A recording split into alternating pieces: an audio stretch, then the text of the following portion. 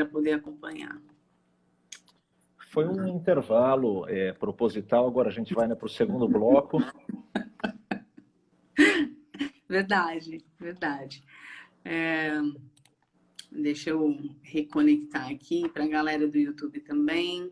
Pena que o YouTube não dá a opção de fazer assim com 2 telas, pelo menos não por enquanto, mas seria fantástico, porque a gente conseguiria atingir muito mais pessoas. Não tem tanto esse problema de, enfim, porque o Instagram, ele é do mesmo dono do Facebook. Ele tem algumas restrições bem maiores do que no YouTube. No YouTube a gente tem um pouco mais de liberdade, digamos assim, para trabalhar, enfim, live, gravações, etc. No Instagram é muito limitado, mas como é a rede social do momento, né? Aí a gente tem que aproveitar a onda. Enfim, agora sim, transmitindo também para todos, pelo Facebook e pelo YouTube também. Então vamos lá, continuando de onde paramos, sobre a questão de estar sozinho, e você estava falando que não necessariamente estar sozinho é estar em solidão, né? Perfeito, acho que isso, né, é uma coisa, né, que as pessoas, né, precisam colocar na cabeça, porque se a gente for seguir a tendência, né, a naturalidade, né, a gente pode acabar associando, né, esse isolamento social com a solidão. E o pessoal está entrando aqui, isso é bom. E a ideia aqui, né, que a gente pode, né, inclusive, aproveitar para melhorar alguns relacionamentos, seja dentro da nossa casa, seja com a nossa comunidade, com os nossos vizinhos, em uma distância, né, social segura, né, ou com as pessoas do nosso trabalho. Tem muita gente, né, passando dificuldade. E uma coisa, né, que a gente, né, pode ajudar essas pessoas, né, com dificuldade, ou a fazer compra, né, online, a fazer, né, um pagamento, né, por um aplicativo, né, não ter aquela necessidade de ir no banco, né, a pedir um serviço, né, de delivery, e falo aí, né, principalmente até da população idosa.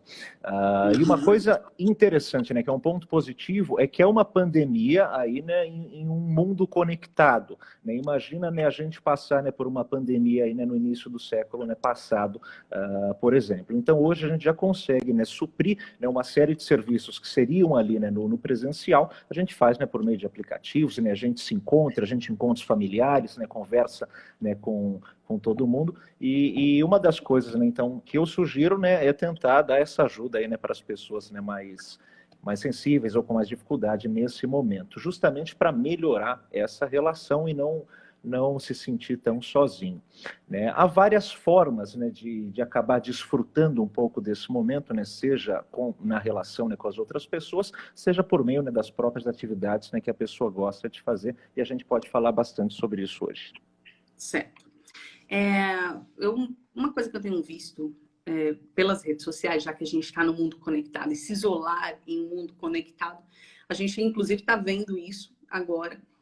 Ontem eu tentei fazer uma outra live por conta do excesso de pessoas online. Não foi possível, o Instagram limitou o número de lives. Hoje parece que também está um pouco assim, mas menos do que ontem. E está todo mundo na rede, porque é aquela coisa, né? E eu tenho visto alguns perfis de pessoas que têm muitos seguidores sofrendo.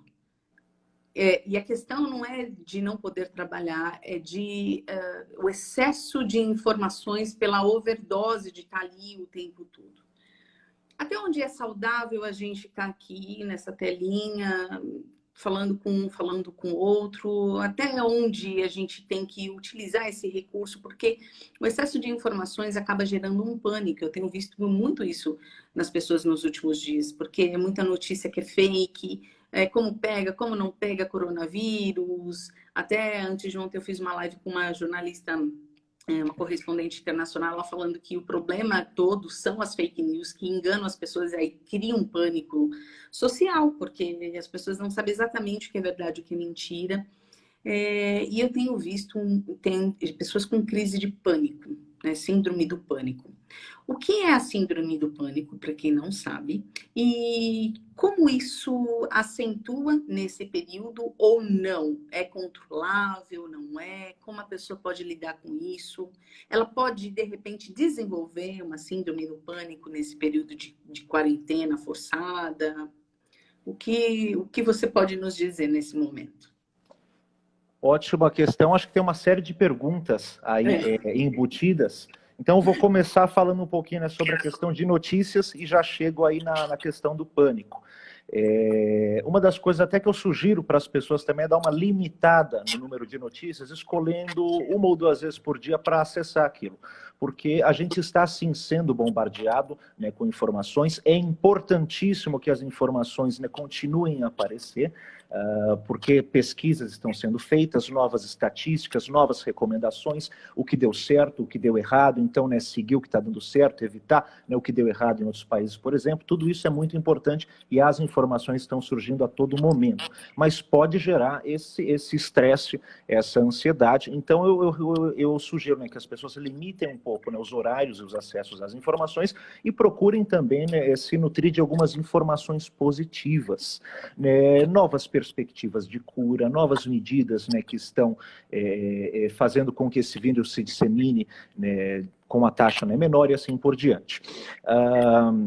Uma outra coisa também, né, é verificar, né, justamente essas notícias, né, tentar seguir as orientações das autoridades de saúde, né, do Ministério da Saúde, da OMS, né, tudo embasado em pesquisas, né, relatórios científicos principalmente. Agora, uma coisa interessante, né, para a gente caminhar aí para o terreno, né, das emoções e das patologias, é diferenciar um pouquinho o medo do pânico, porque o medo, ele é bom. Tá? O medo, ele é uma emoção que é até importante da gente sentir nesse momento, porque quando que a gente sente medo? Quando a gente tem uma ameaça de dano à nossa vida, né? Então, ali, né, um monte de circuitos, né, da nossa cabeça, né, as nossas amígdalas ali, né, para quem compreende um pouco, né, das estruturas cerebrais, entram, né, em alta atividade, né, a gente tem, né, um estado de alerta, e isso ajuda a gente a mobilizar uma série de comportamentos que levariam mais tempo se não fosse por essa emoção. Então, né, a gente está tendo que mudar uma série de hábitos, e o medo, né, ele tem um papel muito importante na gente ser cauteloso, na gente, né, evitar sair, na gente se proteger, na gente lavar as mãos. Agora, há também a questão do pânico, né? E o pânico, sim, ele é uma questão, né, mais patológica, mais social, mais vinculada, né, a um comportamento de manada, que a gente chama, né? Então, as pessoas, né, comprando, né, uma série estocando, né, alimentos, comprando papel higiênico, tomando uma série de medidas, né, que não fazem sentido, estão sendo, né, motivadas principalmente pelo pânico. E o pânico também, né, dialoga aí, como você falou bem, com a chamada, né, síndrome do pânico. E a síndrome do pânico, né, trocando em miúdos, é uma síndrome de ansiedade, né, é um transtorno de ansiedade, né, onde a pessoa, né, ela vivencia, né, o medo antes de entrar em contato, né, com aquele objeto. Né? Então, ela né, dialoga, né, também com as chamadas fobias, né? Então pode ser, né, a agorafobia, né, o medo, né, de um lugar público, a claustrofobia, são todos, né, transtornos de ansiedade, né, onde a pessoa vivencia, né, um estresse e um medo muito forte, né, muitas vezes antes de entrar em contato, né, com aquele objeto que despertaria o medo. Então ela tem, né, pensamentos, né, de preocupação e sensações de ansiedade, de medo e todas aquelas reações, né, corporais, fisiológicas daquela emoção. E essa questão, né, de quarentena, de pandemia, né, pelo excesso de informação, pela mudança de hábitos, né, ela pode gerar um estresse, né, e esse estresse, né, algumas pessoas, né, elas têm recursos, elas podem, né, utilizar nas suas defesas, sua criatividade, entrar, né, em contato com a sua autorregulação, né, e elas se equilibram. Para outras tantas pessoas, esse mesmo estresse, né, ele gera uma transformação que é negativa, né, um chamado trauma. Né, para outras tantas, né, uma transformação positiva a nível da resiliência.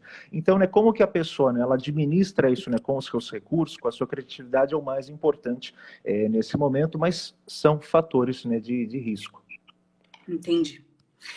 Caio, eu tenho percebido também que algumas pessoas, eu tenho ouvido, né, ouvido e acompanhado histórias de algumas pessoas que têm, inclusive, refletido sobre esse momento.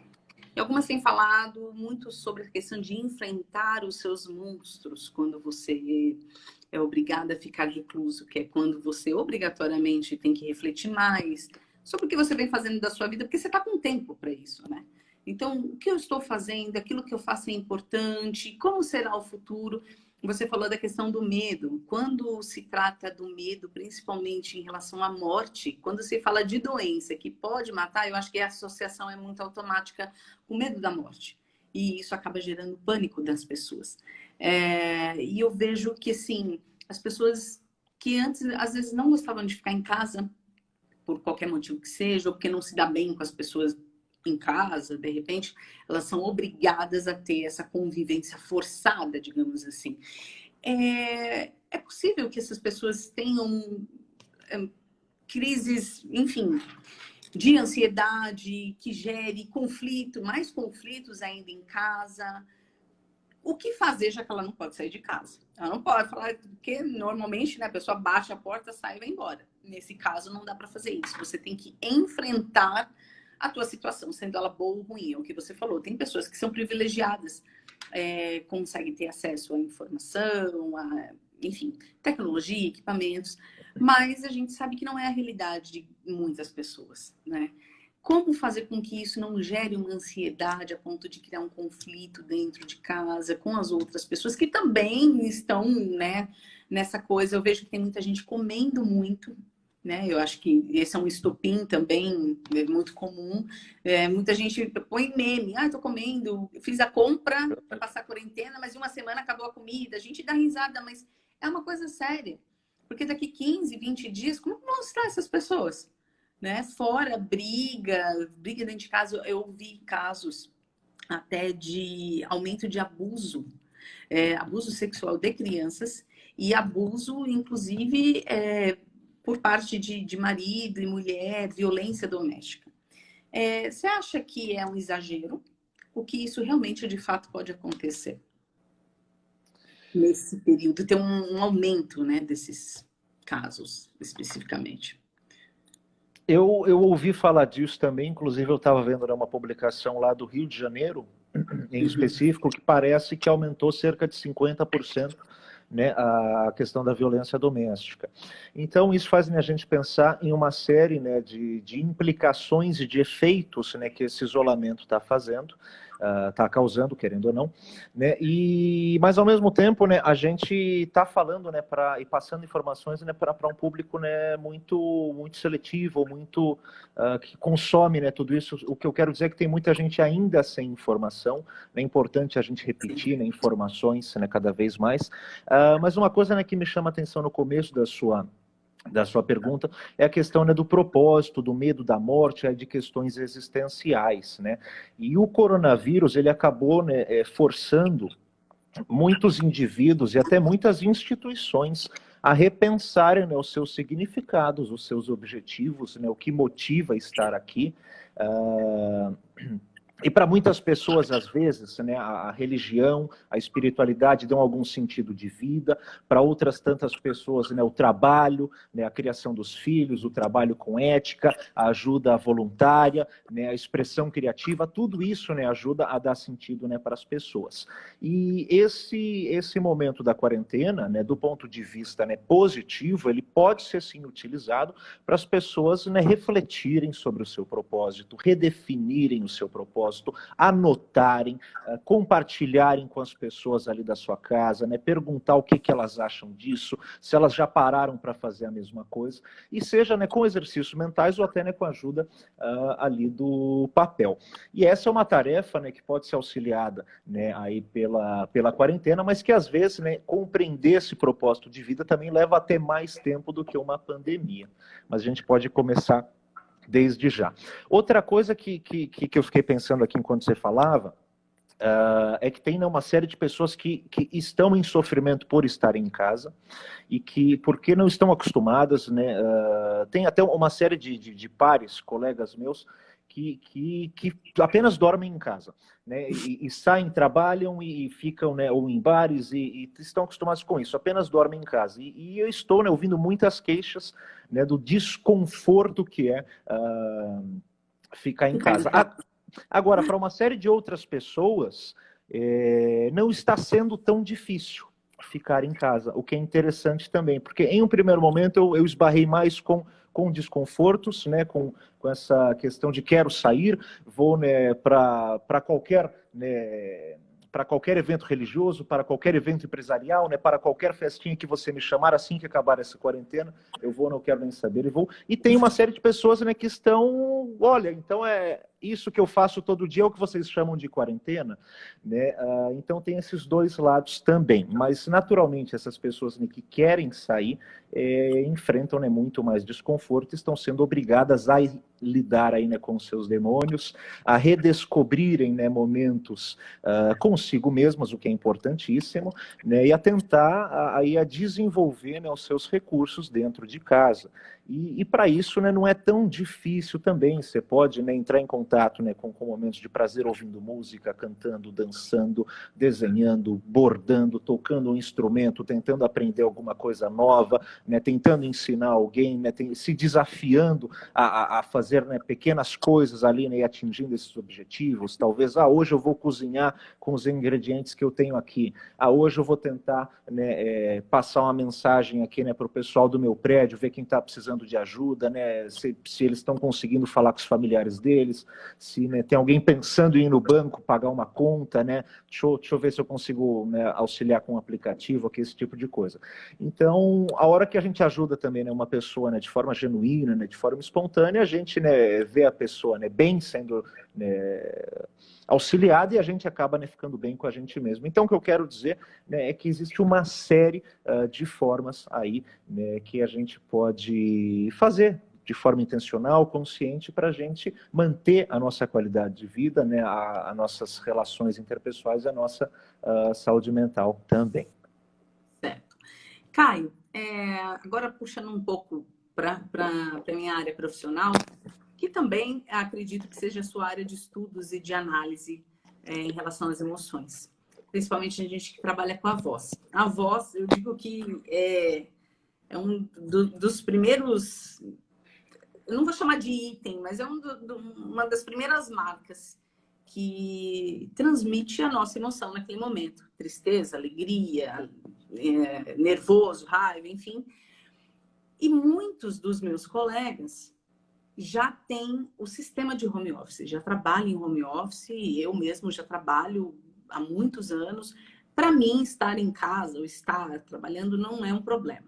Mas eu vejo que a maioria deles não está conseguindo se concentrar para gravar. A gravação não sai legal, não sai adequada, justamente porque essa questão da atenção, da falta de perspectiva do tipo assim, hoje eu estou gravando, e amanhã como será? Porque tem a preocupação da questão de grana, etc. Como que a gente pode, de repente, ter um equilíbrio? Mas antes de você responder essa pergunta, eu vou jogar uma outra pergunta. Eu queria saber de você e da associação ou do conselho que regulamenta a profissão de psicólogo, como eles veem a questão das terapias alternativas ou terapias integrativas. É válido? Não é recomendável? Enfim, o que você nos diz sobre isso? Estou anotando aqui para tentar responder a tudo. A nível de um equilíbrio, uma coisa, né, que eu sugiro para as pessoas, né, que estão aí com dificuldade, né, em entrar em contato, né, com o aqui, agora, seja pensando no futuro e preocupadas, é justamente tentar se ater ao aqui e agora. E o que é isso? É dar um tempinho, respirar, tentar colocar a sua consciência no seu corpo. Tenta então, né, sentir o seu pé, tenta sentir a sua perna, tenta sentir o seu braço. Para ali, um minutinho que você respira e atenta, né, conscientemente as partes do seu corpo, né, você começa a afastar um pouco de preocupações, de ansiedades, né? Querendo ou não, é um tipo de meditação, né? Que é o que eu ia sugerir também aí para quem gosta, né? Pode utilizar a meditação, que inclusive tem, né, uma série de pesquisas científicas, né, já falando sobre todo o benefício da meditação, mas para quem, né, acha que isso é coisa, né, de posição de lótus, enfim, não tem nada a ver, né, mas às vezes as pessoas, né, têm alguns preconceitos, então apenas respira um pouquinho, né, tenta se concentrar em você, porque com isso, né, eu garanto que a ansiedade, né, começa a ir embora. A nível do Conselho, né, Federal de Psicologia, que é a autarquia que regula, né, e direciona a nossa profissão, uh, o que a gente, né, pode atuar é aquilo, né, que é validado pela academia, né, pela universidade. Então, se há estudos e se há artigos falando de uma determinada prática a nível da psicoterapia ou a nível do atendimento clínico, então os psicólogos podem trabalhar com aquilo. Mas se aquilo carece, por exemplo, de comprovações científicas, aí a gente já não pode trabalhar com aquilo enquanto uma psicoterapia. Né? Há algumas práticas também, né, alternativas que alguns psicólogos, né, acabam usando, né, ou depois não podem utilizar, mas que vêm, às vezes, né, para ajudar o nosso trabalho e que dependem também, né, de regulamentações e de autorizações dessas autarquias. Então, tem psicólogo, por exemplo, né, que trabalha com acupuntura aliada, né, tem psicólogo, né, que trabalha com hipnose, né, a hipnose já foi, né, um recurso clínico, né, muito utilizado, né, principalmente no passado. Agora, se eu não me engano, né, a florais de Bach, né, não está associado à prática de psicologia, né, e homeopáticos em geral. Então tem alguns cuidados, né, até porque a gente não pode, em teoria, receitar nada enquanto psicólogo, isso seria, né, função de um médico. Então esbarra, né, às vezes, em algumas limitações aí éticas e até da nossa capacidade profissional, mas a nível geral, se a academia está publicando né, a universidade tem pesquisas ali que atestam, né, os benefícios daquilo, falam que aquilo funciona, falam que aquilo não funciona, então é mais ou menos, né, por aí que a gente se norteia. E vale dizer também, né, que o nosso Conselho Federal ele tem produzido aí, né, uma série de lives também, né, porque é tudo muito novo, né, e para a prática, né, psicológica, assim, né, como para diversas práticas, né, é sem precedentes, né, a gente não tem um exemplo disso na história para saber como agir, mas o psicólogo, né, ele atende a pessoa ali, né, face to face, né, geralmente, então a gente está, né, migrando e estudando muito de como que vai ser o atendimento online agora. Né, inclusive eu vou falar, né, sábado num curso agora, né, depois eu posso passar mais informações para quem quiser, para profissionais, né, da psicologia de todas essas mudanças. Mas a gente está se mobilizando, né, a nível de conselho, a nível de categoria. Eu tenho visto muita publicação, muitos grupos de psicólogos fazendo lives, escrevendo coisas e tentando dar um norte e ajudar também muitas pessoas.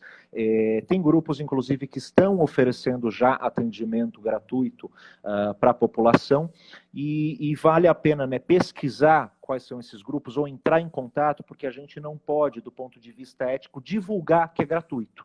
A gente não pode falar que o serviço é gratuito, mas tem uma série de grupos já oferecendo esse serviço, então entre em contato e pergunta se é gratuito, porque a chance de você encontrar é grande. Eu ia perguntar sobre isso, inclusive, porque assim, na atual conjuntura, a gente está falando de saúde, mas a saúde do corpo, a saúde, na verdade, paliativa, né? Que é o caso de quem contrai o vírus e tudo mais. Mas pouco se fala sobre saúde mental.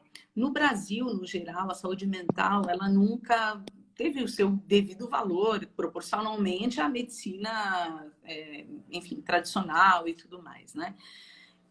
E a gente sabe que o acesso de grande parte das pessoas a psicólogos, a tratamento psicológico, não é tão simples, tão fácil e barato.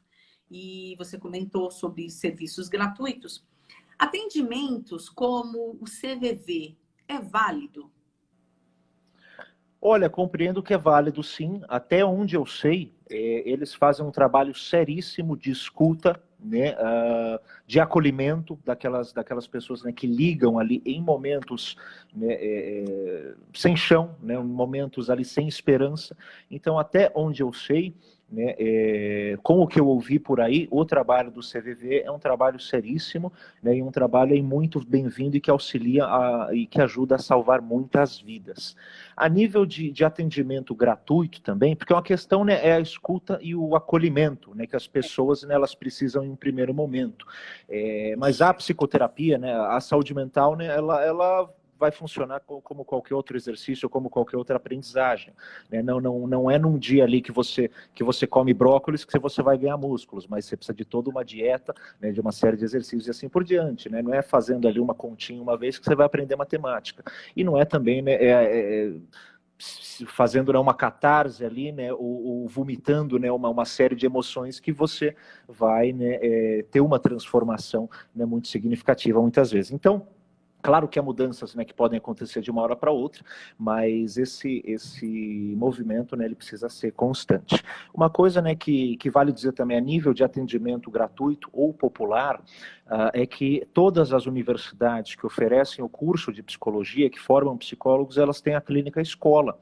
Né? Isso para várias, né, graduações, né? A clínica de fono, a clínica de fisioterapia, né? E no caso da psicologia, né, os valores ou são sociais ou são gratuitos e os atendimentos são profissionais, são presenciais. E isso, né, quando não está tendo pandemia, né, fica a dica aí para o pessoal, Eu já mas ia agora... perguntar, mas e aí, como é que, né, a gente usa esse serviço num momento como esse, né? Mas agora, né, então, a gente está, né, justamente, né, direcionando tudo para os atendimentos online. E repito, né, a gente não pode divulgar, a nível de divulgação, a gente não pode falar que os atendimentos são gratuitos, mas já tem uma série de grupos oferecendo atendimento gratuito. Certo. Se as pessoas quiserem saber mais sobre esses atendimentos gratuitos, fala com você no direct, existe algum site, enfim... Pode falar pode falar comigo direto ou no Caio Ferreira Psi ou no S Psicólogos, tá? Que eu passo as informações dos grupos que eu já entrei em contato, inclusive, né, eu estou de voluntário em alguns deles também, aí prestando alguns serviços já. E daí eu passo, né, quais são esses grupos para o pessoal. Bacana. Caio, como eu perguntei se essas terapias integrativas ou alternativas são usuais para os psicólogos, você falou que, na verdade, existem alguns profissionais que associam o atendimento com acupuntura, como você falou, e tudo mais. Mas, no caso, outras terapias, como hipnose, eu vejo que têm sido muito utilizadas, como, por exemplo, constelação familiar, apometria. O conselho no geral é o que você falou, eu só recomendo aquilo que tem estudos clínicos ou material acadêmico a respeito, mas é proibido que o psicólogo utilize desses recursos extra, digamos assim, nos seus atendimentos, ou não? Ele é livre para atuar como ele quiser. O que acontece em psicologia clínica é que existem, né, as três grandes forças que a gente chama, né? A primeira delas, né, a psicanálise, ali, né, do famoso Freud, né, falando de inconsciente, né, falando de uma série, né, de censuras, de desejos, de proibições, de pulsões, né, uma segunda linha, né, que a gente chama, né, de psicologia comportamental ou behaviorismo, né, analisando aí o comportamento do homem, né, frente ao ambiente, né, de estímulos que vão punir ou que vão reforçar aquele comportamento, e uma terceira, né, grande linha, né, que é a chamada psicologia humanista, com foco na experiência consciente, na expansão dessa consciência e no sentido da vida, bem como em questões existenciais.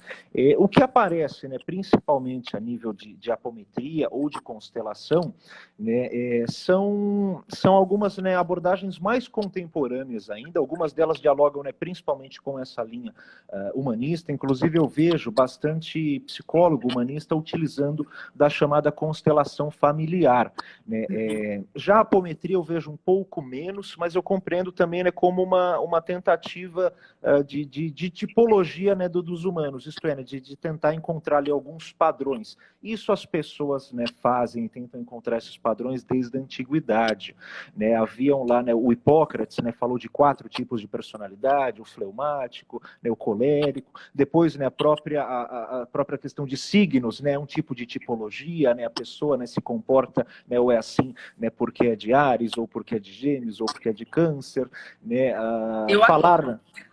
falar, né, de neurose, falar de psicose, falar de perversão a nível de uma psicanálise, é um outro tipo, né, de tipologia, de tentar, né, compreender os tipos humanos. Aí a apometria, até onde eu vejo, né, também é mais um tipo aí de tipologia. Já a hipnose, eu vou diferenciar, né, desses dois que foram citados, porque ela é uma prática bem mais antiga.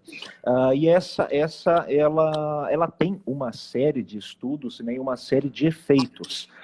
O próprio Freud, ele utilizou muito da hipnose quando ele explorou, né, o começo ali, principalmente do seu trabalho, da sua descoberta clínica, né, mas ele descobriu, né, com a hipnose, né, que havia uma instância inconsciente, né, uma instância, né, que a gente pode colocar alguns conteúdos ali, né, ou retirar alguns conteúdos que afetam a nossa vida no dia a dia, mas ele também percebeu, né, que ao mexer, né, com aqueles conteúdos, às vezes não era muito duradouro, e também ele percebeu que nem todo mundo conseguia ser hipnotizado. Então ele abandonou, né, a hipnose, né, e foi para outros métodos de tratamento, né, por meio da associação livre, da chamada, né, cura pela fala. Mas a hipnose, né, ela é utilizada, né, de uma forma muito séria ainda hoje por médicos, né, até por cirurgiões, muitas vezes fazem anestesia com hipnose, né, e vale diferenciar, né, essa hipnose clínica da chamada hipnose de palco. A hipnose de palco é a nível, né, de entretenimento, é comer a cebola achando, né, que é uma maçã. Bem dormindo, bem dormindo. E dormiu. Bem dormindo. E dormiu.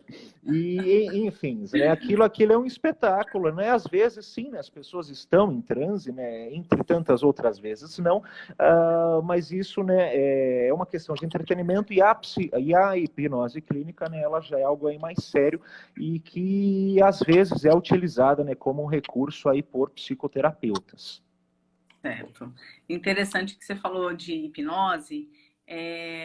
Eu sempre quis ser hipnotizada, porque eu acho sensacional. Você, de repente, você está num estado, muda para o outro, né? De repente você está aqui tristinho, daqui a pouco você se sente importante, né? Pelo menos é o que a gente vê na televisão, quando, né, eles fazem esse tipo de demonstração. Agora, falando da tua área, que é a parte das emoções, Caio, nesse momento de quarentena, as emoções das pessoas, eu percebo que elas estão mais à flor da pele. Então, a raiva, a ansiedade, a fome, a sensação de impotência diante do que está acontecendo, né? Como que a gente lida com todas com isso tudo junto e misturado? Porque, na verdade, é um pouco disso, né? Eu tenho visto alguns vídeos que o pessoal tem postado na internet, principalmente quem mora em prédio, apartamento, um gritando com o outro. Mas e você vê que, assim, a pessoa parece que ficou louca, de repente ficou pirada. Como lidar com essa mistura de emoções num momento como esse? E aguentar as pontas até o fim dessa quarentena, que ninguém sabe quando vai acabar. O importante é apenas não sucumbir às emoções negativas e apenas experienciar as emoções negativas. As emoções negativas, a raiva, o medo, o nojo, o que seja, são importantes. Mas dentro, né, da chamada psicologia positiva, existe um estudo, né, que a gente conhece como razão de Losada, né, que fala aí que as pessoas, né, para manter a sua sanidade mental e até florescer, por assim dizer, elas precisam experienciar, sentir e viver 2 emoções positivas para cada emoção negativa. Então, eu vou deixar essa dica e o mais importante é que não precisam ser intensas. A questão não é a intensidade dessas emoções positivas, é a cronicidade delas. Tá? Então, vai desde um alívio de tirar um sapato apertado, de abrir uma janela ali para olhar o ambiente ou para tomar um ar no rosto. Então, o que importa é justamente a cronicidade delas e não a intensidade. Então, se a gente, né, ficar gritando com o vizinho, se a gente, né, ficar só vendo notícia negativa, se a gente, né, for brigar com o mundo, aí a gente adoece, né? E o importante é tentar entrar em contato, né, com as emoções positivas. E repito, por meio da busca do significado, por meio das relações positivas, por meio da ajuda, por meio do altruísmo, por meio da contemplação, por meio do entretenimento, né? Vou assistir um filme agora, vou dar uma desligada, vou ouvir uma música, vou tocar um instrumento, vou dançar, vou cantar, vou bordar, vou desenhar, vou expressar minha criatividade, enfim, tentar com esses pequenos gestos ir equilibrando e tocando a vida nessa quarentena que a gente não sabe, né, como você disse bem, até quando vai durar. E é muito simples, né, a gente entrar em contato com essas emoções positivas, mas a gente precisa pensar nisso, né, e ir de forma intencional, porque senão, de uma forma, né, automática, pelo chamado viés da negatividade, né, que é esse contato com a emoção negativa que inunda, né, o nosso cérebro, o nosso comportamento, a gente é sucumbido a isso. Uma coisa que eu costumo comparar, que é do meu tempo, quando eu brincava, o que faz a emoção negativa com a pessoa? Né? Tinha um bonequinho do Power Rangers que ele virava a cabeça. A emoção negativa, ela vira a cabeça, ela vira a chavinha da pessoa de uma hora para outra, né? Uma pessoa te conta uma coisa positiva, é legal, tudo bem, daqui a pouco passa. Uma pessoa te falou alguma coisa que você não gosta, aquilo acabou com o seu dia.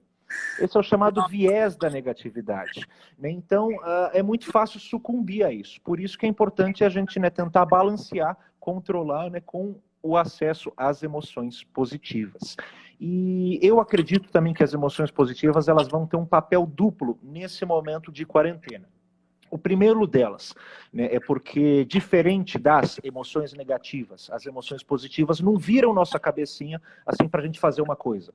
Né? Se eu fico com medo, por exemplo, uma emoção negativa, o que eu faço? Eu me afasto, eu fujo, eu paraliso. Se eu fico com raiva, que é outra emoção negativa, o que eu faço? Eu agrido aquilo, seja verbalmente, seja fisicamente. Se eu fico com nojo, que é uma outra emoção negativa, o que eu faço? Eu me afasto, eu me retiro, eu fecho as minhas vias de introjeção para não entrar em contato com aquilo. Já as emoções positivas, elas não direcionam o nosso comportamento para uma coisa específica. Então, elas vão nos ajudar a desenvolver os nossos recursos, a explorar, a encontrar soluções, a enfrentar esse momento de uma forma criativa, que é o papel delas. E, por outro lado, elas também podem ajudar a gente, né, com as piores consequências e os piores desenrolares aí nos piores dos cenários, digo, de acidentes de percurso, digo, de eventuais lutos que a gente vai precisar passar. Tomar um golinho d'água agora. Isso, pode tomar. Eu também fico tomando, porque falar não para mim é um problema, então. Agora, assim, Caio, já que nós estamos falando de posições positivas, ou, enfim, mentalidade positiva, eu estava até com a página aberta aqui, eu estava tentando abrir de novo, não consegui, depois até posso passar com mais fidelidade para você, mas eu vi alguma coisa a respeito que, por conta da quarentena, houve um aumento, por exemplo, de compras de itens de sex shop. Ou seja, nem tudo está perdido. Tem gente aí namorando, brincando bastante, né? E eu queria saber, para não falar só de coisas negativas, momentos como esse também despertam, por exemplo, desejos. Pessoas que às vezes nem olhavam para a cara do marido, agora vai ter que brincar com o marido. Sim. É normal isso? Isso é normal, isso é saudável, isso é bom, né? Se for de comum acordo, e se houver principalmente no encontro dessas fantasias, é melhor ainda. Se as pessoas estiverem em casa, né, e tiverem essa oportunidade de explorar, né, uma sexualidade saudável, uma sexualidade criativa, de se reinventar, isso é melhor ainda, isso é maravilhoso. Certo. Porque eu falei assim, nossa, as pessoas às vezes ficam tão tensas. Eu falei, gente, a melhor coisa é namorar com o marido. Mas essa questão do aumento de vendas de itens de sex shop me chamou a atenção, porque de repente as pessoas estão experimentando coisas novas também para o lado bom, e não só a questão da sensação do lado ruim de toda essa pandemia, que é ficar em casa, não posso sair, não posso fazer nada, só quero comer, só quero ficar na internet, né? Então, por um lado, essa foi uma coisa boa que eu acabei vendo. E, de fato, as pessoas têm, digamos assim, ficado mais carinhosas dentro de casa com as pessoas. Então, eu queria saber se isso é normal. Cair em situações como essa, que não é uma situação, né, muito comum, de uma quarentena forçada, de ficar em casa. É comum a gente, de repente, despertar desejos tanto bons quanto ruins da nossa personalidade, que às vezes a pessoa que a gente convive não está muito habituada. Tipo, às vezes, brincadeiras sexuais, ou mesmo, de repente, ficar mais nervoso do que o habitual num período como esse. Isso é normal, esse exagero das emoções, dos sentimentos, no modo geral? Do ponto de vista, né, psíquico, ele é até esperado pelo seguinte: todo comportamento ele é vinculado a um campo, a um contexto. Né? A gente nunca analisa o comportamento isolado. Né? O homem ele é um ser em relação, em contato com o seu ambiente, né, e com o ambiente também contatando o homem o tempo todo. Né? E o nosso país, diferente até de outros países que têm uma educação para catástrofe.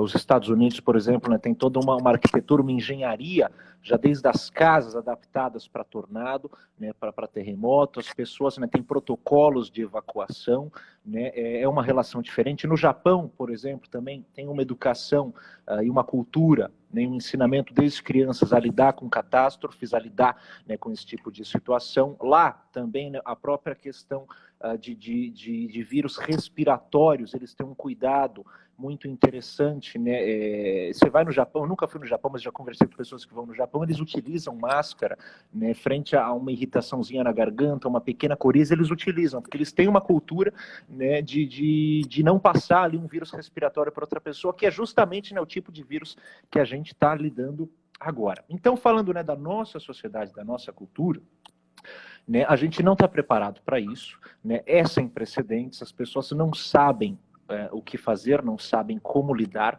Então, toda essa alteração comportamental, afetiva, ela chega a ser esperada, porque o homem ele é um ser em relação, ele se comporta com base no seu ambiente, no seu campo que ele está inserido. Então, é até esperado. Uma coisa, né, que me chama a atenção na sua fala também. Eu sei que você está fazendo minha análise toda aqui, né? Não, eu estou anotando aqui algumas coisinhas para eu lembrar de falar. Mas eu não. É que eu estava observando você às falar, vezes... interrompendo. Eu falei, será que ele fica fazendo uma análise da minha cara? Às vezes eu não consigo desligar, mas o meu foco aqui não é esse agora, né? Tentar passar justamente as informações aí para o pessoal. Eu queria até ver se o pessoal tem alguma dúvida. Eu não sei se o pessoal fez pergunta. Legal. Vou colocar aqui. Você quer falar alguma coisa antes? Aí a gente parte para a pergunta. Vou jogar a pergunta aqui, ó. Caio, as dores físicas são, em sua maioria, emocionais. Como amenizá-las com uma mudança de rotina? Deixa eu só... Mudança de rotina brusca no isolamento social. Vou repetir. Caio, as dores físicas são, em sua maioria, emocionais. Como amenizá-las com uma mudança de rotina brusca no isolamento social? Amenizar as dores emocionais com uma mudança brusca no isolamento. Isso. Bom, há dores físicas, né, e há muitas dores emocionais.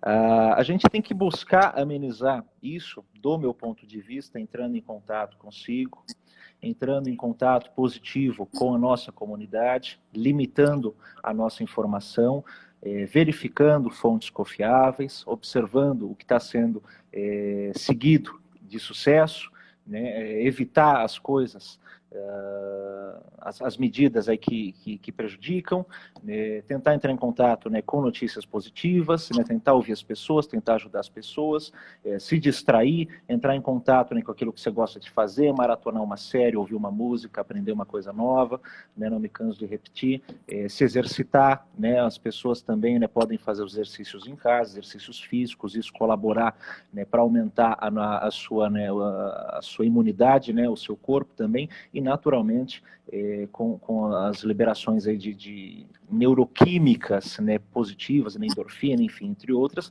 ter sensações prazerosas também associadas. Então, né, é o contato e o balanceamento, né, acho que a gente até já havia, né, falado respondido isso, sem entrar exatamente nessa pergunta, mas retomo aquela razão de Losada. Para cada emoção negativa, né, tentar experienciar duas positivas ali, e que não dependem da intensidade, mas dependem da cronicidade. Vai desde um alívio a uma contemplação e um maravilhamento. Eu achei isso muito interessante. Eu nunca, não tinha ouvido falar sobre esse processo, né? De cada emoção negativa para duas positivas, é isso? Eu achei incrível isso, porque a gente sempre se foca no negativo, não tem como, né? Por mais que a gente tenha bons momentos ao longo do dia, mas se tem uma coisinha ruim, parece que estraga todo o resto, né? Deixa eu ver, Ju Conterato, que tinha feito. É isso, eu vou cumprimentá-la. Ela estudou comigo. Ah, é? Obrigado a Juliana. É uma emocionalta. É uma emocionalta. É uma emocionalta. Tem algumas pessoas aqui. O que é uma pessoa emocionalta? É uma pessoa que faz da vida um perípato emocional, sempre. E um perípato é uma caminhada. Vendo os peripatéticos, recomendo a série Merli, que é uma série de um professor de filosofia, está disponível no Netflix. São 3 temporadas de um professor acompanhando ali os 3 anos do ensino médio. É uma série interessantíssima. E um dos primeiros episódios, né, ele fala ali dos peripatéticos, né, que eram filósofos da Grécia que tinham o costume de filosofar enquanto caminhavam. Então, né, eu digo que todo emocional ele faz da vida um perípato emocional, que é essa caminhada, né, reflexiva, né, sensível, né, consciente, né, onde ele for. Ah, muito interessante, não sabia, tá vendo? É vivendo e aprendendo. Agora ela falou num ponto que eu achei muito interessante. Na verdade, as nossas dores físicas são as dores emocionais que não foram resolvidas. Procede isso sempre? Não? Ou, enfim, porque é o que muitos estudos, inclusive em relação ao desenvolvimento de câncer nas pessoas, associa muito isso, que são emoções que não foram curadas adequadamente e que viraram doenças. O que a psicologia pensa sobre isso? Procede? Claro que nem todas as dores físicas são emocionais. Se alguém pisar no meu pé, por exemplo, com muita vontade, talvez seja emocional para aquela pessoa e talvez seja emocional para mim quando eu tomar a pisada. Mas, né, tirando um pouquinho o humor e respondendo, né, com mais seriedade, essa é a chamada psicogênese, né, que é uma coisa que a psicologia estuda há muito tempo, né, que é como os fenômenos mentais, como que as emoções afetam o nosso corpo e a nossa vida no dia a dia. Então, né, o próprio Freud, né, o famoso Freud, ele foi, né, um dos grandes, né, pensadores e clínicos a compreender como que as emoções enterradas, como que as emoções reprimidas, como que as emoções que as pessoas não querem vivenciar, né, como que os desejos que elas falam que não têm, né, como se a gente exclui e nega tudo isso, isso acaba virando um sintoma, isso acaba, né, se manifestando por meio de um conflito, por meio de um comportamento, né, de adição, por meio de uma ansiedade, por meio de uma dor. Né? Na época do Freud, esse conflito, né, entre desejo e entre proibição social era tão intenso que as pessoas elas desenvolviam, por exemplo, cegueiras, elas desenvolviam paralisias de membros, né? Elas desenvolviam amnésias, elas desenvolviam as chamadas afasias, que são distúrbios na fala, e quando os médicos investigavam aquilo, né, procurando alguma coisa no corpo daquela pessoa que justificasse aquilo, eles não encontravam nada, né? E essa, né, era chamada, né, justamente a neurose histérica na época de Freud, né? Pessoas com desejos e com emoções, né, tão conflitantes com os valores morais ali daquela família, daquela sociedade, daquele país, que elas não podiam expressar aquilo, não podiam entrar em contato com aquilo e elas adoeciam.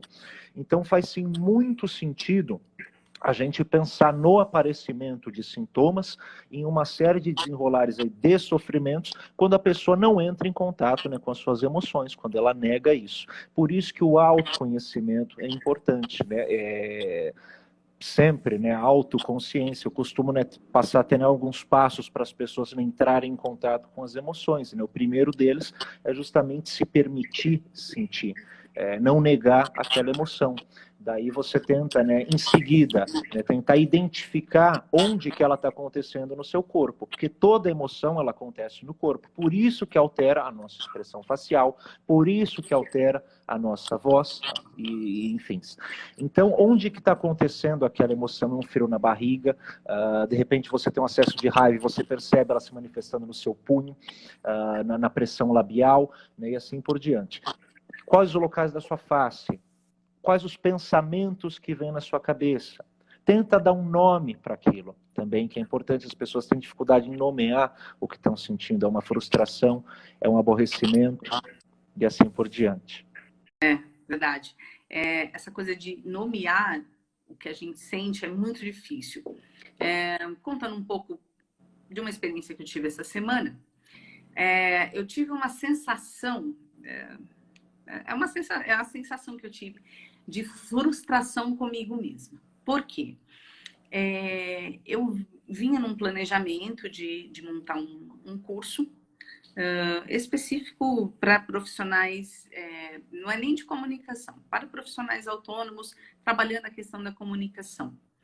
E eu, apesar da facilidade que eu tenho, sabe quando você tem eu travei, uma trava criativa, eu não consegui, eu sentei, comecei a escrever, parei, não sei porquê, não consegui. E aí, meu esposo falou assim, olha, eu acho que você tem que dar um tempo, não dá, você fica muito pilhada em fazer. Eu tive um bloqueio. E eu não conseguia definir exatamente o que eu estava sentindo. E eu vejo que tem muita gente nesse período, eu vejo pelos muitos stories de gente que eu sigo, tem um bloqueio criativo, não consegue fazer as coisas. Elas ficam com raivas delas mesmas porque parece que assim, eu tenho tanto tempo disponível e eu não consigo fazer esse tempo render. E foi essa sensação exata que eu, Fernanda, tive essa semana com isso. E eu falei, cara, deixa pra lá. Falei, agora chega, sabe? E você falou numa questão de autoconhecimento que eu achei muito importante. Eu me conheço. E eu sei que eu tenho um limite para criar e desenvolver determinadas coisas. Então, eu tive que dar esse tempo para mim. Mesmo com esse excesso de tempo que a gente tem, né? Eu tive que dar esse tempo pessoalmente para mim, porque parece que é uma exigência que eu preciso produzir o tempo todo, eu preciso estar, blá, blá, blá. Como a gente lida com isso, Caio? Esses sentimentos, esse autoconhecimento às vezes me assusta um pouco. Porque quando a gente se conhece bem, a gente sabe do que a gente é capaz. Aí que é o perigo. É que, enfim, você que trabalha e faz um estudo principalmente com os psicopatas, tem alguma explicação nisso? Ou eu tô falando groselha aqui? Porque de acordo com você vai falando, minha mente vai fazendo assim, eu vou, meu Deus, aí eu vou associando. Né, coisas que acontecem comigo ou histórias de outras pessoas, eu falo, nossa, então será que tem a ver com isso e isso? Ou eu tô louca? Olha, ouvindo você, eu fiquei pensando muito no paradoxo da escolha. Então, eu acho que faz sentido. O que é esse paradoxo da escolha?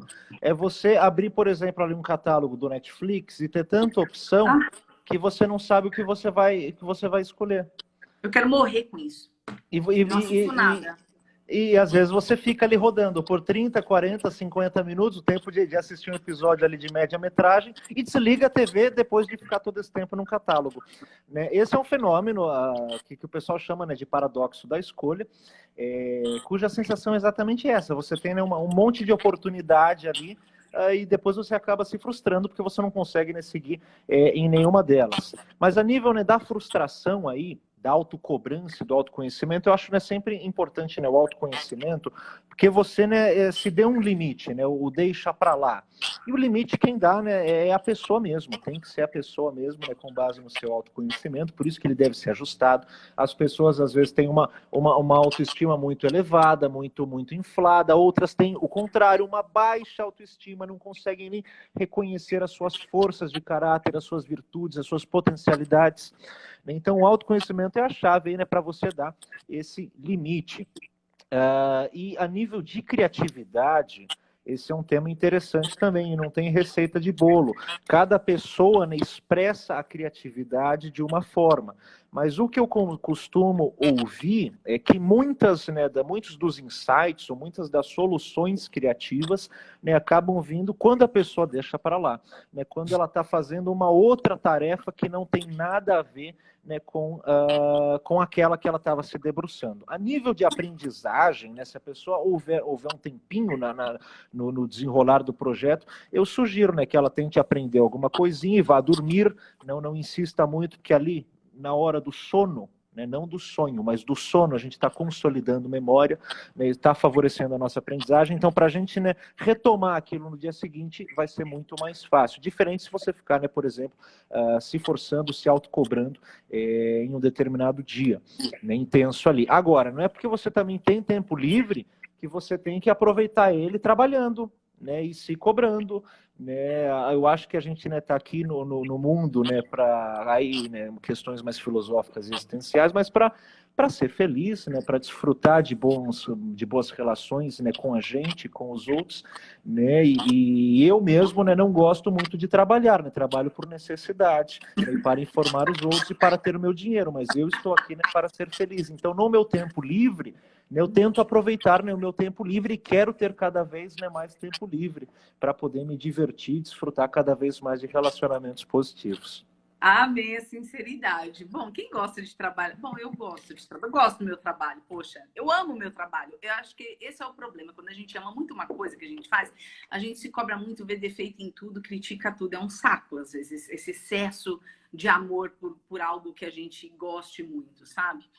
Eu não sei quanto tempo a gente tem de live ainda, porque aqui não tá. Normalmente fica um reloginho, mas para mim não tá contando. Antes da gente encerrar, para o negócio não cair aí, como é que fala, de repente, queria que você falasse, Caio, então, sobre o seu curso. Quem quiser falar com o Caio, atendimentos, eu queria que você deixasse os seus recadinhos, seus comentários finais, e aí a gente segue nas perguntas até cair, porque eu não sei quanto tempo mais a gente tem ainda. Tá, muito, muito grato. Então, vamos ver, né, se chegam mais perguntas. Estão falando aqui, não falou a verdade, o Caio gosta de trabalhar. Olha, eu sou apaixonado pela minha prática. Eu começo a falar da minha prática, eu não paro mais, principalmente de emoções, expressões e microexpressões faciais. Mas eu também me permito muito desligar disso e maratonar séries, e ler um livro, e ouvir música, e tocar meu instrumento favorito, por exemplo. Mas a Juliana me conhece. Quando eu começo a falar, né, principalmente de emoções e faces, é difícil eu parar. Bom, agradeço muito o convite, Fernanda, foi um super prazer. Vamos aproveitar esse tempo, mas desde já. Ó, o Bruno aí também falando baita católico, que sabe que eu trabalho pra caramba, mas sabe que eu me divirto pra caramba também. Então, agradeço, né, esse contato, né, que você fez para me convidar aqui. Adorei participar, né, estou à disposição, né, caso precise voltar, caso tenha mais discussão aqui, enfim. E vou deixar, então, né, as minhas informações, né, Caio Ferreira, psicólogo, estou, né, aí no site, nas redes sociais da Sociedade dos Psicólogos, né, Facebook, Instagram e site, né, no site, nas redes do CISEM, que é o Centro de Investigação do Comportamento das Emoções.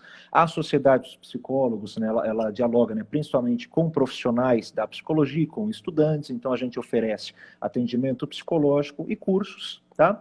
Tanto que agora, sábado, vai ter um curso online para profissionais de psicologia, vai ser um curso de 2 horas e meia, falando justamente de possibilidades de prática. Então, essas informações estão lá nas redes.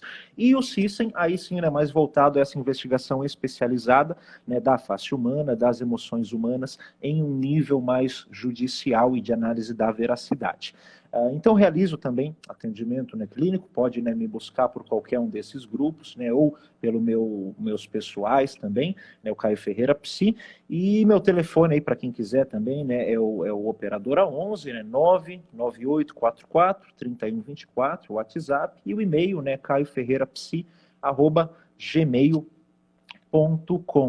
E vamos aproveitar então o tempo que a gente tem, né, para continuar, né, o bate-papo, ou tirar dúvidas aí.